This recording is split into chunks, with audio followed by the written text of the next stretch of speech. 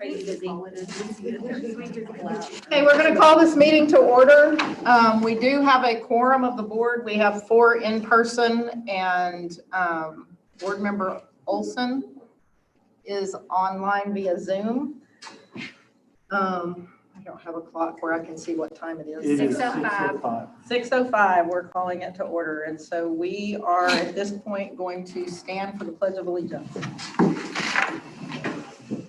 I pledge allegiance to the flag of the United States of America and to the republic for which it stands, one nation under God, indivisible, with liberty and justice for all. We'll observe a moment of silence.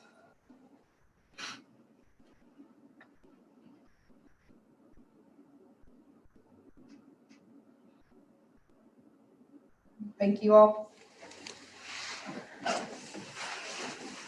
So in calling this meeting to order and getting started, we have vision statement, mission statement, a couple of things that we're going to have read by our students. The vision statement, empowering and inspiring all students to achieve their full potential.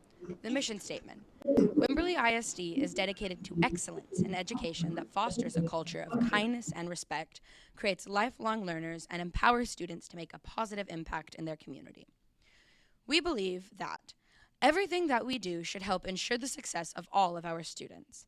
As educators, we maximize class time in an engaging and challenging way. Our teachers are personally invested in our students. Students in Wimberley are committed to community service, and the community supports students in return. A quality public Wimberley ISD education drives the future of a successful Texas. As a district, we strive to meet the needs of the whole child, academically, emotionally, and socially. Wimberley ISD provides the foundation to create engaged citizens who will become lifelong learners. All our children, parents, faculty, and staff should be treated with kindness and respect. We are committed to excellence in all we do. Wimberley ISD goals: achieve excellence in education, foster a culture of kindness and respect, create lifelong learners, make a positive impact in our community.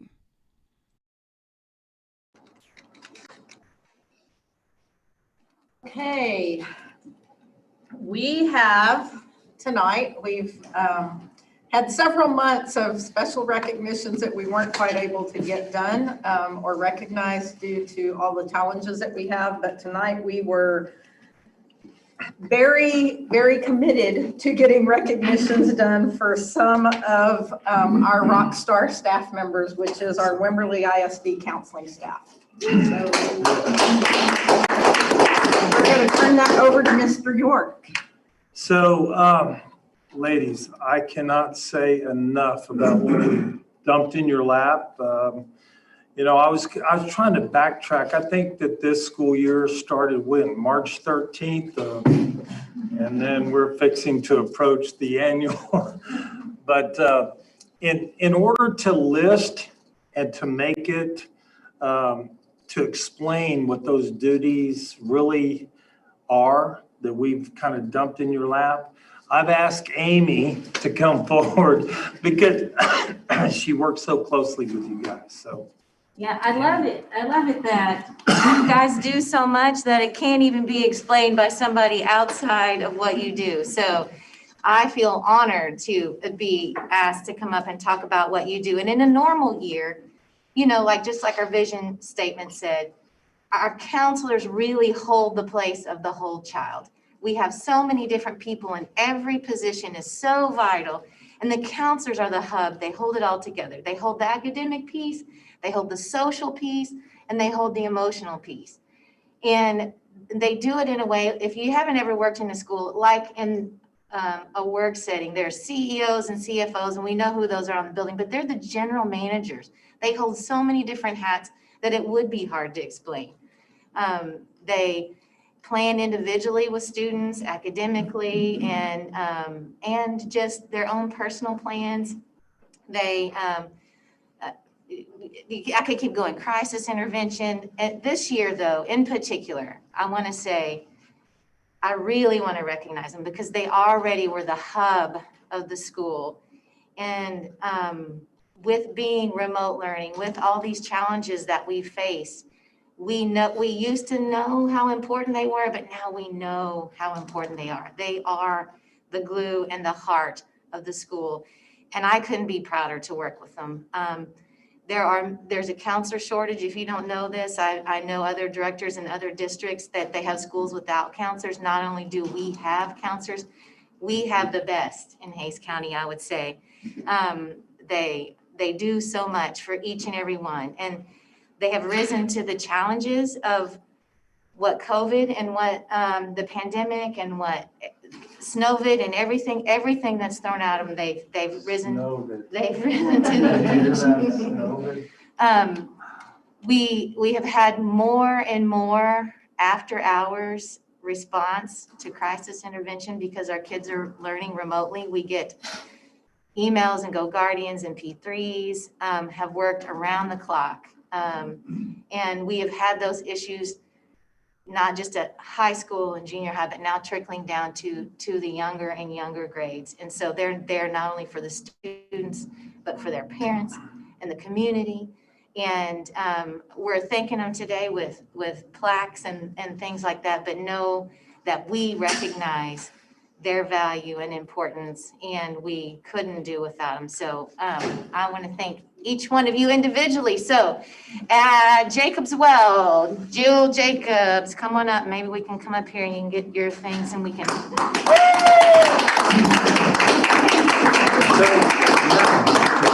Michelle Warren, Blue Hole Primary.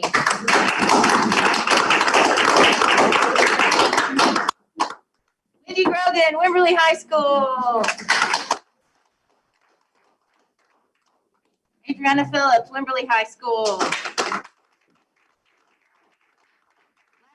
not least, Lori Ferris, Danforth Junior High. Thank you, ladies. I'm gonna go stand right just because of this one. Out of all of them, yeah. Amy, you need to get in there too. Yes. Yes. You pushed me in there. Okay, Michelle, they have their, don't let us be those. Don't let us be those. Yeah, Wilder's mask off. Right? All right, 1, 2, you get one more. Perfect, thank y'all. Thank you. Seriously though, when you think about all the things that we put on their plate, March 13th, and then the next thing you know, we're asking them to be trained for contact tracing. And then, as Amy said, the weekends that they are spending answering P3s, Go Guardians, all of these things that we have that are electronic that gives them information regarding a kid and the situation that they're in. And many times they have to make some very critical decisions on where to move forward. And so I just cannot thank you guys enough. I really can't. So once again, thank you.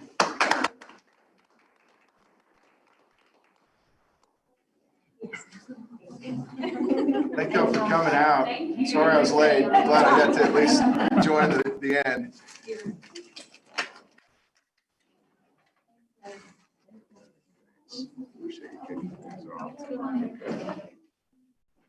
All right, this is Joe Malone. I'm joining the meeting, and we're going to move over to number 3 on our agenda, the public forum. Alan, do we have some comments? We got one comment. One comment. Yep. The next item on the agenda is public comment. Before we begin, we will remind our audience of the Board of Trustees public comment rules. Persons who wish to present public comments must sign in before the meeting and list his or her name of the group that he or she represents, and agenda item. Each speaker will be allowed 3 minutes to address the board, with 6 minutes granted to a person with a translator. A group of 5 persons or more shall appoint one speaker who will be allowed 3 minutes for public comments. The same rules will be observed for public comments on non-agenda items, with the following exceptions. 1. Public comments on non-agenda items will only be scheduled for regular meetings of the board, and 2. The total time that will be allowed on non-agenda public comments will be 30 minutes. Please keep your comments or criticisms civil, and courteous. Please also avoid using profanity and refrain from making personal attacks on others. Except for the speaker's student, no other student's name or identity should be discussed.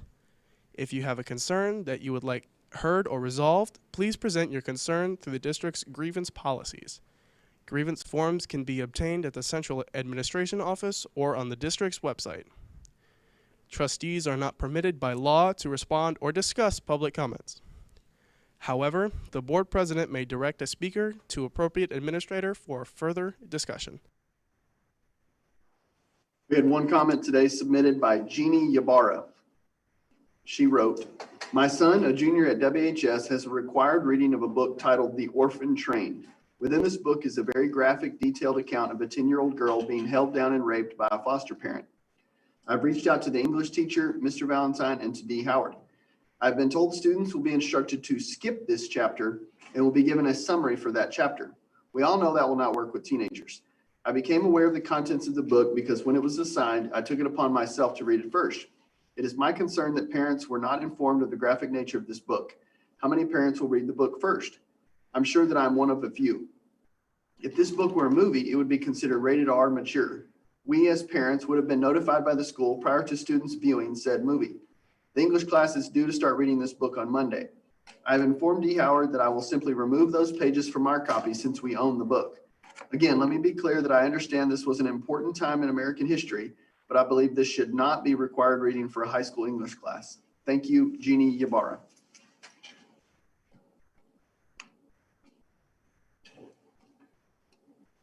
Okay, thank you. Just for clarity, that was high school or junior high? High school. High school. All right.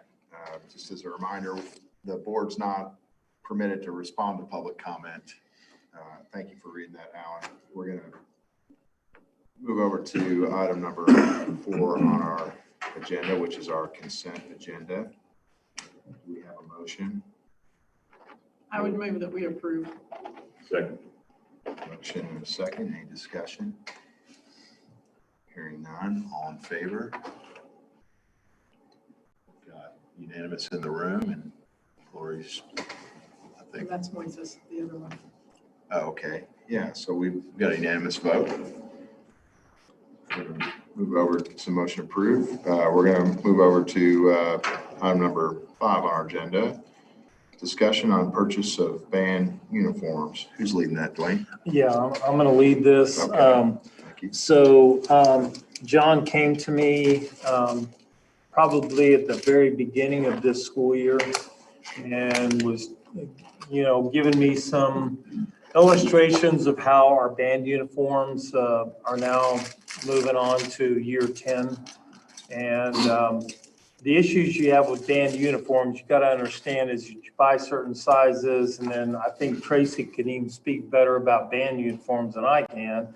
But then whenever you get to the safety pin issue and this wearing out and so on and so forth, it is probably definitely time that we do move forward in purchasing new uniforms. I've sat down with John, we've looked through, we would be purchasing 100 of them. I gave you that documentation in the in your packet. And we found a way to save some money in the Under Armour that the students will end up buying. That will be like a $9 or a $10 purchase. It could be more, and if we have to scholarship it for any individual parent, we will. And then I am going to mess this up. Tracy, help me, the plume. We're saving some money on that item as well. And so as we were talking last board meeting about assigning fund balance, and then it was requested of us to give you a list of items that our campus really needed. We had that admin meeting. We've been having these admin meetings now for the last couple of months, but today we specifically started, honing on into those areas. And so by the next board meeting, we'll have that list. But the band uniforms will be on that list. And so I just, if you have any questions regarding them, I'm more than willing to answer any of those questions. I've had many conversations with John. Anybody have any questions? So that expenditure would come out of fund balance. It would, so we have started the budget process. We are in a legislative year. The House Pub Ed chair is changed. There's a lot of moving parts into this as to would it be a budget item? But then we have to order these at least 100, and I believe it's 80 days, 180 days before. So I'm just saying that there's money in fund balance to cover it. But if we could cover half of it budgetarily, then we'd only be removing half. So we're kind of at that point that we're at the mercy of what does next year's budget look like on some of these items.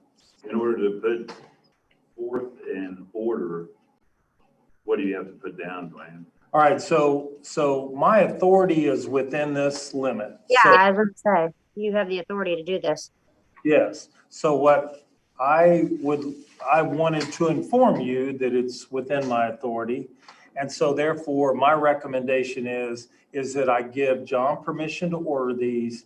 And then the way that the uniforms are paid for will be dependent on how much comes out of fund balance, how much can we budget for next year. What do you need from the board? Sounds like a plan. All I wanted is just to let you know. No. It's an information only. It falls within, under my preview for approval. But yeah, there's been situations where in the past it's come close, and I just want to make sure everybody's aware of. One question I do have, Yes, ma'am. and I fully believe that we need to support all our extracurricular activities. But as the athletic boosters purchased helmets and stuff for the football team, has there been any conversation with the booster club that now have concession stand granted?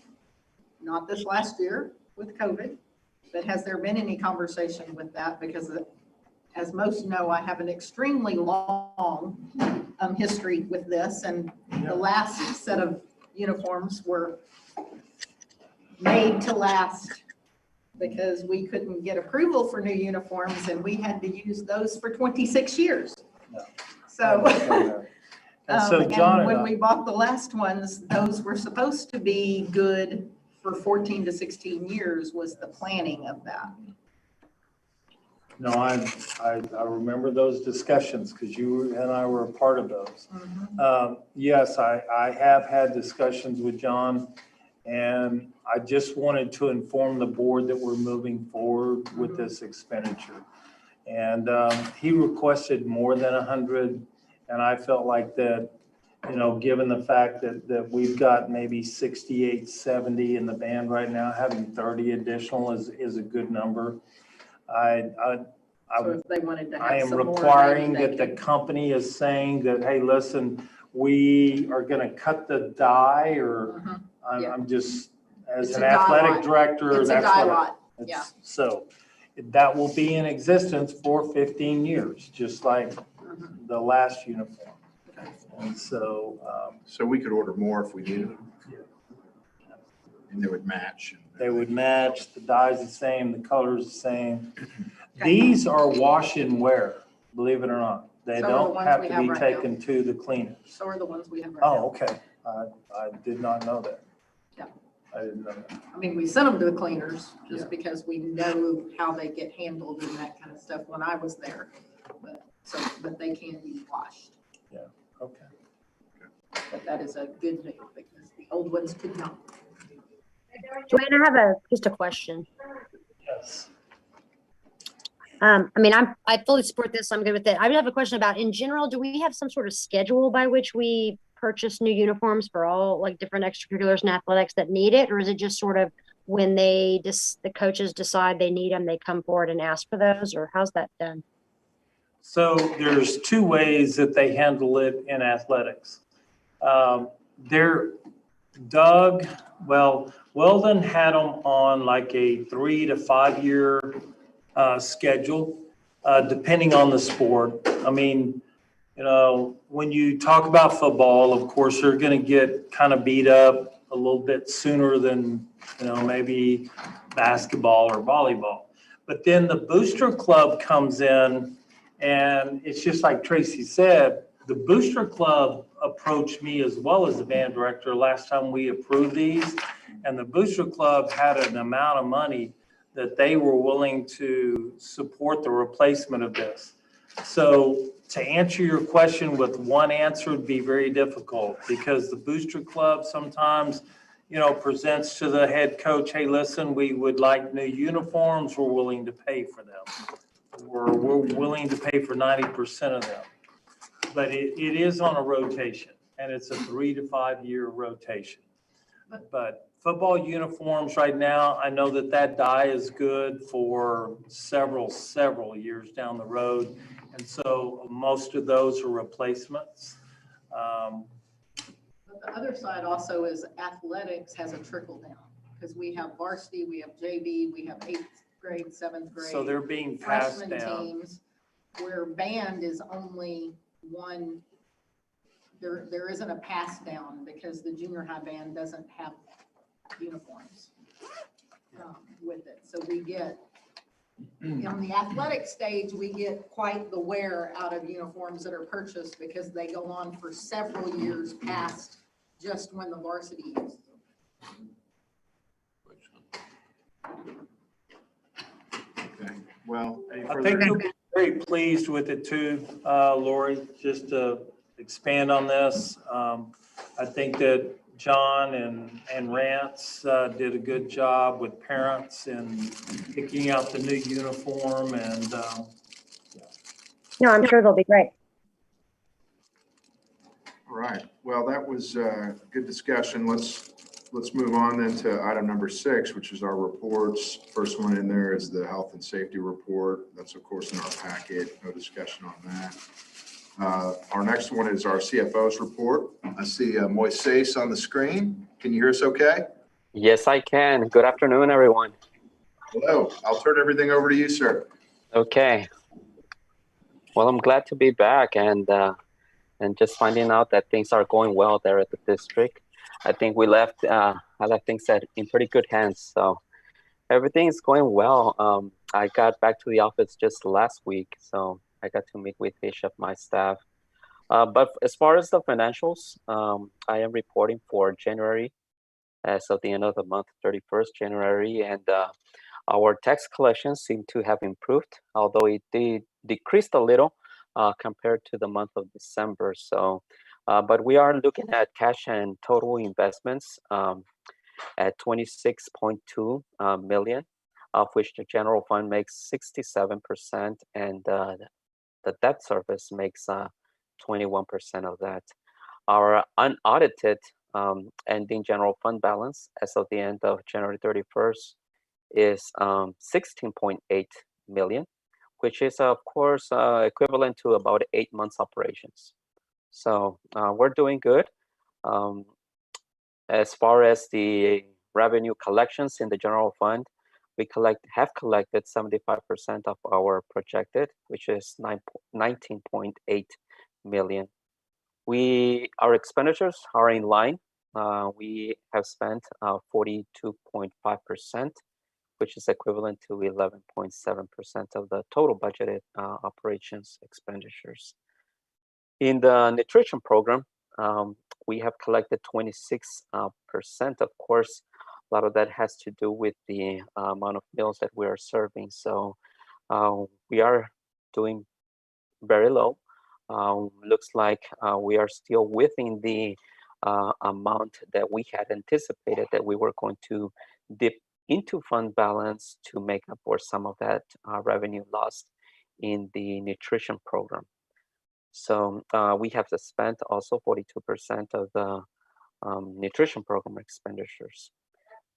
As far as the debt service fund is concerned, we've collected 78% of the total revenue. We have paid some interest, 1.8 million. The remainder will be paid in August, principal and interest for the current year. As far as capital projects are concerned, we have spent 2.9 million, and we've generated almost 50,000 in revenues, interest revenues.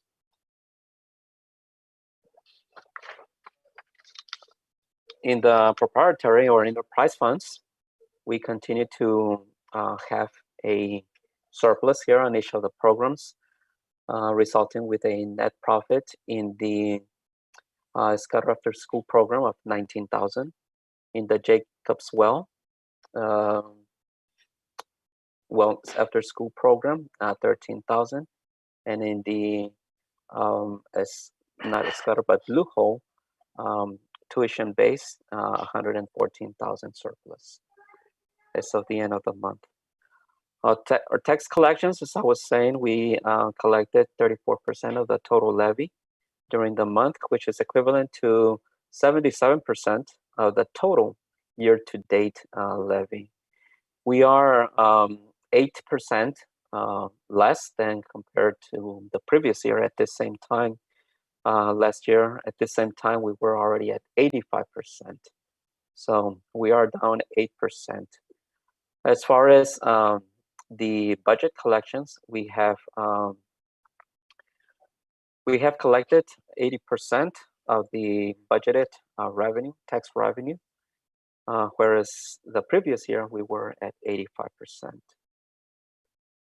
The transportation program, we have about 3,000 student riders, averaging 3,000 student riders in the morning, 7,200 in the afternoon. And we continue to have 12 morning routes and 12 also afternoon routes. Since then, before or right before we got into this financial report, we were discussing about, or Mr. York mentioned some of the things to consider on this upcoming budget sessions that we'll be having. One of the things that I would like for y'all to consider is the purchase of buses. Since this current year, we have already had 2 accidents that have pulled 2 buses out of duty, so they have been total loss. And at this year, since it's very different due to COVID, we're not having any other field trips, so we're not, at this point, we're not short in buses. But it's something to keep in mind since we are going to continue talking about the budget. I was talking with our transportation director, Owen, and last week, and he told me that for next year, it would be something to keep in mind that we will need some buses in the event things neutralize and return back to normal. And so we don't want to be short in buses. And it's something to keep in mind. Just I just wanted to put that out there so that we can discuss that as we begin this budget sessions. Any questions that you all have for me? Voices. Give me an idea, how much does a bus cost? And also, maybe Dwayne, this is for you or Moises, but the 2 buses that we lost, are we self-insured on that, or do we get paid for that? I don't know. Yeah, they're totaled at the Blue Book value, if you will, for buses, best way to explain it. And so that cost never even gets close to a new bus. Our buses, we're purchasing buses. It's at current value, which is X, and the new buses. So like on a 2005 that was wrecked, or that was in an accident, or was it a 2012? I forget. The last one was a 2009. 2009. We'll receive 15,900 something from TASB. They'll scrap it out for us. So that's the value of that bus right now with the mileage and everything on it. A new bus can range anywhere between 90 and 120,000. we've been not purchasing the 90 to 95,000 and then retrofitting the air conditioning, because that is something that we've added to all buses due to the length and, you know, summer months, the length of a child being on a bus. So I hope that answers your question. Mm-hmm. Yeah, and we are not self-insured. We are with TASB. Okay, okay. Any other questions? Yeah, hey, Moises, this is Rob. Mm-hmm.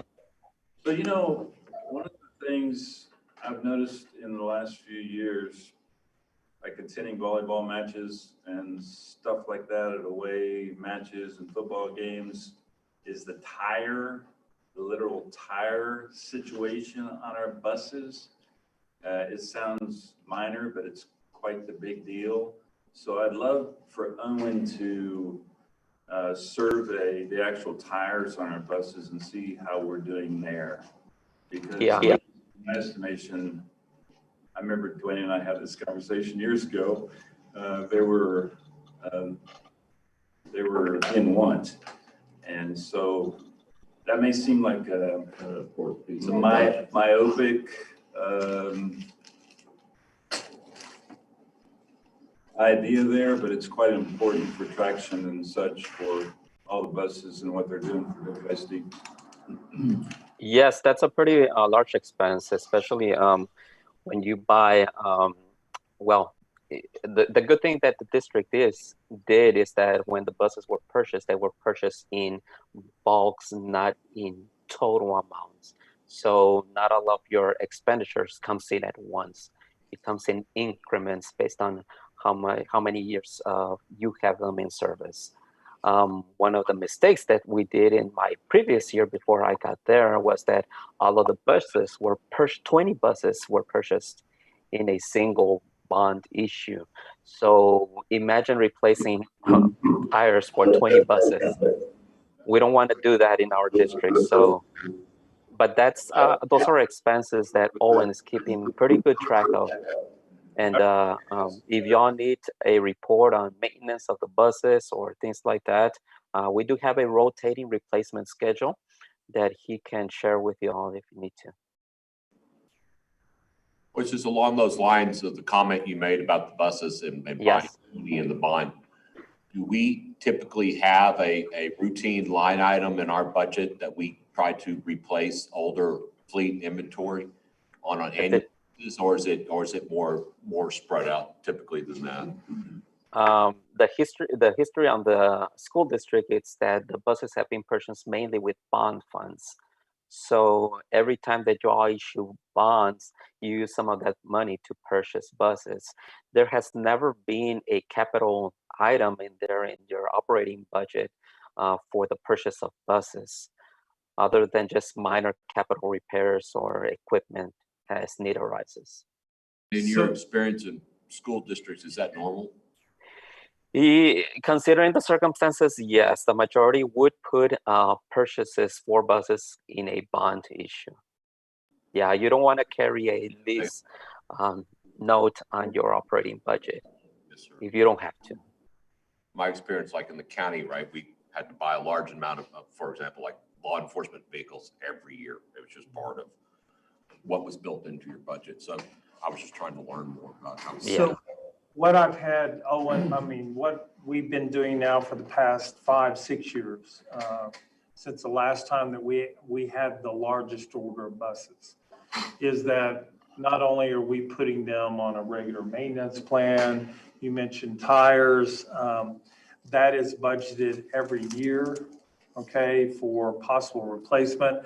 One bus that route might only use 20,000 or 15,000 miles a year, where this bus might use 40,000 a year because it's also used for activity. So we're budgeting those. So he is keeping track on a spreadsheet. I sat down with Owen at the very beginning of the year this year, or not at the beginning of the year, it was after the last accident. So it's like this year has never ended. So I couldn't tell you the exact date, but we've sat down, I looked at his spreadsheet, and him and I are gonna go through his budget to make sure that tires, just general maintenance, we're able to do a lot of that general maintenance. We now have the machinery to, do transmission work, pull an engine, replace an engine. So over the course of the years, we've added to his ability to do his own work as well as add, a part-time mechanic.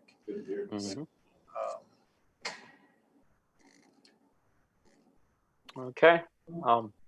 That's my report. If y'all don't have any other questions. Thank you, Moises. Good to You're have welcome. you back.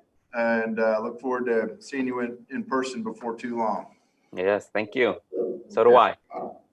Thank you for your report. Kind of average life of a book. So we've been at around 125, 130. Mileage. 125, 130,000 miles. You're saying our buses do 15 to Owen 40. and I start having discussions. And so we might change that bus from a longer route to a shorter route or a transfer route.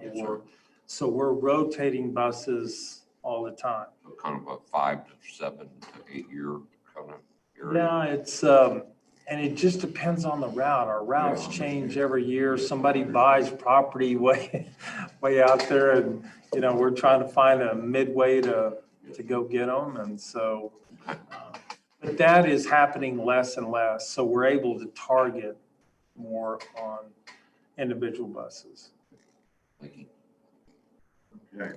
Well, if anybody wants to hear more on the bus topic, we're lucky to have Owen, who is very detail-oriented and conscientious over there in transportation. And I know he's come here before and helped us on understanding some issues. And I think he'd want to do that again, right, Dwayne, if need be. So absolutely. we can keep that in mind too. Okay. All right. We'll move over to item C, which is the superintendent's report. So 2 items, real quick. Late, you got, we had another admin meeting today. Our primary focus for the last, I don't know, it's almost been since we came back August 19th, is establishing what academic gaps we have, what programs are we putting in place, what kind of differentiated instruction are we moving to. And we're at the point right now that our benchmarks are showing that we're making progress for the kids that are returning, not that we're not making some with remote. Those parents who have really dedicated themselves to help with remote, we're seeing some, not large gaps. But anyway, the bottom line is we know we have gaps.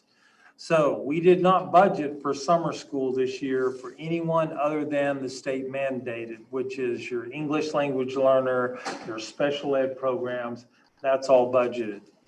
So right now, what you have in front of you, and Lori, you were emailed this late. If you could pull this up, you can see this spreadsheet. And so what I had the principals do today is this is a draft. This is not ready to give to you. It'll be placed in the budget, but it's got to come out of this year's budget. And it could be one of those items that part of it is going to have to come out of fund balance if we don't have money at the end of the year. But Wimberley High School, 2 to 4 teachers, depending on the number of students. Edgenuity courses, these are online courses that the kids pay for. Now we have scholarships. I want to start this off by saying we scholarship any family who cannot pay for this, or if they can pay $10 this month and $5. So we work with, our number one goal, make sure that they get the credit. So at the high school, you see the cost per student for credit recovery. This is where they're missing a half of a credit or a full credit to graduate within the 4-year period of time. It is critical that we pick that up their sophomore year. Many districts wait to have that discussion at the end of the junior year. Every year we just get, we're having discussions even with 9th grade kids this year. So that's very important. $50 for credit for advancement if they want to get ahead of the game. We've made those arrangements. One thing that I've been very proud of that the high school staff has done in CTE is that we had several early graduates that their career path through CTE, they literally graduated early and went into that career path. And I'm really excited about that. So we were able to graduate some kids in January and maybe even some in February. At the junior high, we'll need 2 full-time teachers. This is $75 for a 3-week program for kids to make up, gaps that exist to be able to move on to the next grade level. And then when you get to Blue Hole and Jacob's Well, these are all free to the kids. And so at Jacob's Well, we'll need 3 teachers, 1 per grade level, 3rd, 4th, and 5th. We're taking all the data from our April GIST meetings. That's where we sit down, we talk about every single academic assessment, benchmark, progress, achievement per student. And so right now, I'm just waiting on a count. They gave me some rough counts today, but that's a moving target, and I don't want to make that call today. And the same thing for Blue Hole. So this is just a very preliminary graph. Listen to me, spreadsheet, preliminary spreadsheet as to what we're looking for, but we definitely need to fund this. And I'm hoping that at the end of the day, it will be somewhere in the neighborhood of 20 to 25,000 to fund summer school in these programs. And then the second item is, of course. Dwayne, real quick on this. So you're going to come back with a more Oh, detailed yes. proposal on this. Okay. I just wanted to give you, once again, a heads up that this is where we're moving. I think in my last report, my last superintendent report, I told you that we were definitely leaning towards this. Well, we've made the decision that this is what we need to do given the academic gaps that we're seeing right now in benchmarking. But like I said, we've got some great teachers and they're making awesome strides every single week, especially for those kids that are in, on campus. And when you look at pre-K through, or really kindergarten through 5th, the kids that are coming back are really making up that gap fairly rapidly. I think it's a struggle a lot of times. Our high school kids are telling us that the biggest transition from coming from remote learning to back to class, you got to get up too early. You got to get back into a routine. I mean, they're sharing this with us. That's like the reality of some of the situations that they've got. And so our counselors are working with them. Our teachers understand that. And we're moving forward with the factual information from the kid, which I think is awesome. I'm just curious, Dwayne, why the Jacob's Well and Blue Hole would be free. So I'm not I know asking for us to charge. I'm just curious. In years past, Dee and I were principals back then. We established summer school, what it would cost. Historical precedent. Yeah. And so historically, K through 5 has been free. And we find that a lot of our economically disadvantaged families, if they can at least get these kids through, and let's face it, this is the foundation years, man. We're so worried about ever charging money for this. We just haven't budgeted for it for the past couple of years because we've never been in this situation to where we've had so many kids with academic gaps. I would challenge you to think in terms of how we can make it free for all students. Yeah, that's kind of what I was going to say. I agree with Rob. Yeah, go ahead. I'm just curious if the budget you quoted, that 25,000-ish or so, does that include the revenue you would anticipate receiving, or is that just the true out-of-pocket cost? That is the revenue that we would need to hire all the teachers to come in to teach. We have so many Edgenuity license. And so given the number of kids, that's now exceeded the license, so you would need to purchase additional license. So that would be above the 20 to 25,000. I will be prepared next time, just given this comment, to show you, here's what it looks like for all of them. Here's what you do find, and I need to be honest with you, okay? When I had summer school, whenever I was high school principal, I would start out with 60 kids day one. Day two would be 50. Day three would be 30. I've already got all these teachers hired where we've committed to them. And then at the end of the day, you've got 20 kids. There's no skin in the game, if you get where I'm coming from. I'm just being honest with Oh, you. you need to be, yeah. That makes sense. Dee. You know, this is Dara. One of the things we had talked about was charging for the elementary, like a refundable deposit. Like say you pay $100 and if you show up for class at the end, you get that $100 back, just to kind of give them some buy-in to the program. We had talked about that, but we didn't really go any further with that discussion. Yeah, you're right, Dara, because we had, the problem with summer school in the past has always been, we budgeted a lot of money and we've committed to a lot of teachers that they have this job, so they're counting on this income over the summer, and maybe they're not going to go to work for whatever they normally do in the summer. So you're kind of committing that expense.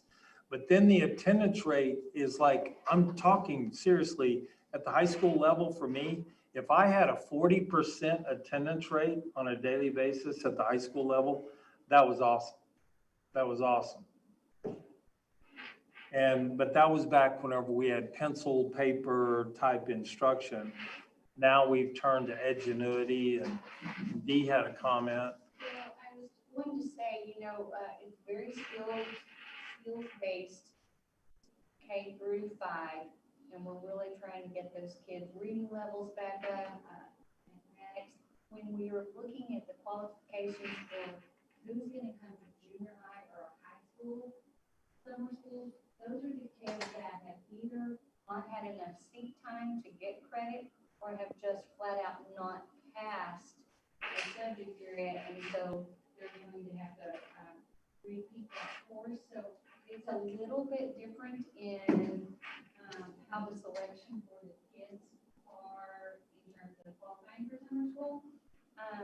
And when you kind of have them put something towards the cost of it, it kind of holds them to coming each and every day and actually completing. Like Mr. York said, sometimes we start out with 100 and dwindle, so we just want to make sure that there's some sort of incentive.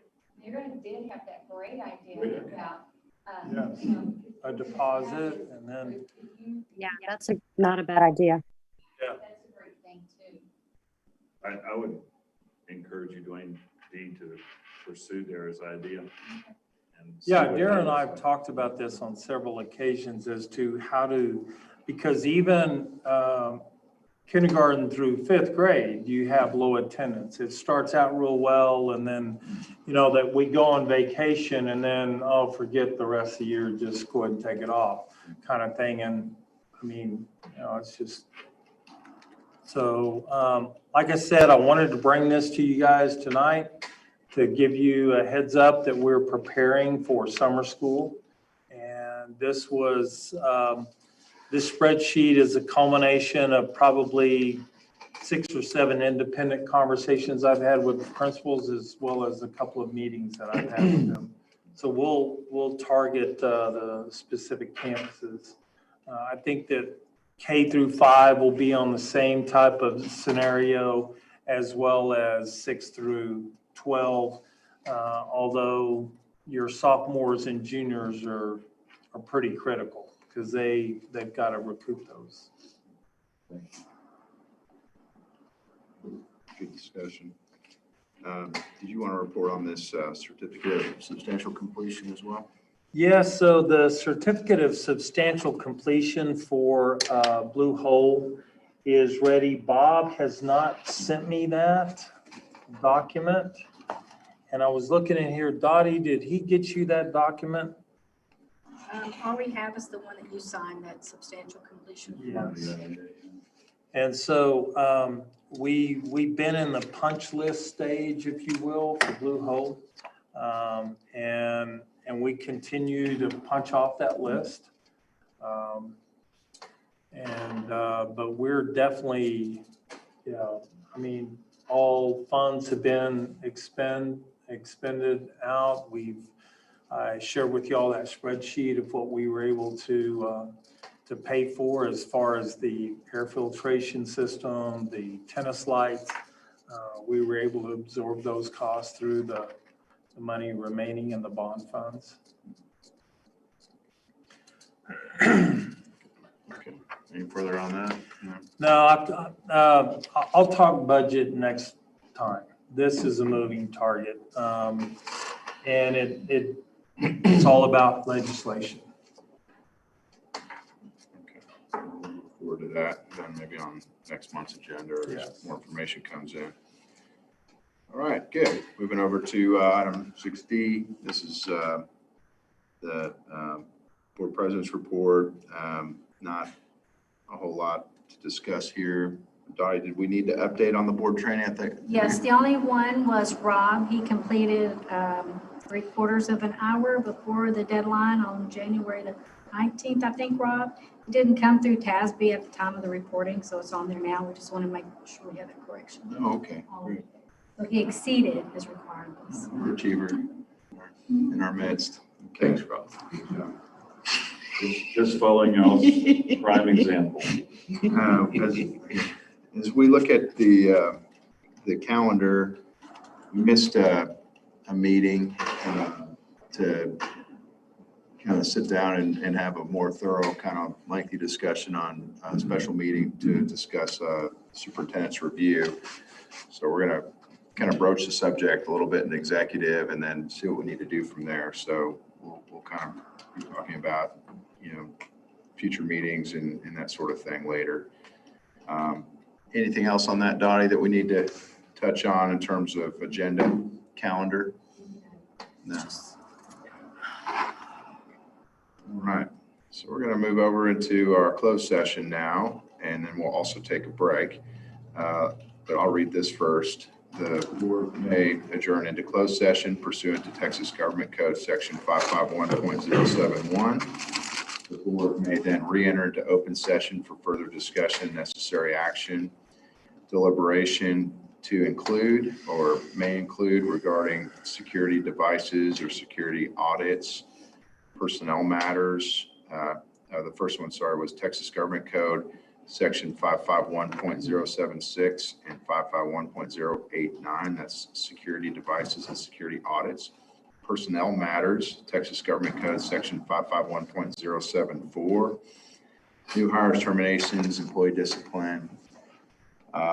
We'll consider 1-year extension of administrator contracts and as listed on the agenda, and also the superintendent's evaluation and deliberation regarding real property, Texas Government Code Section 551.072, and possible consultation with our attorney, Texas Government Code Section 551.071. And the time is 6:58. We're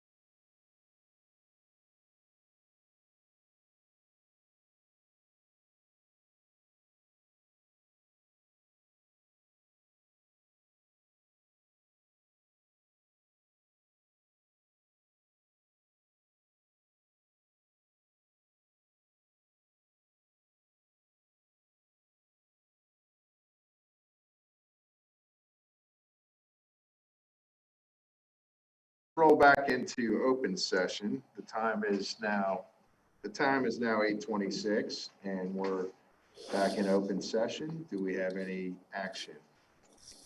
I would move that we accept the extension of administrator contracts as presented.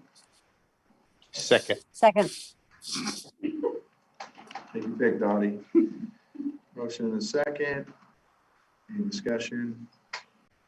I will say, and this is not saying enough, but I do want to make a comment that I am, for one, very proud of our administrative team for what they've accomplished this year in the face of a lot of adversity, all the way up until last week.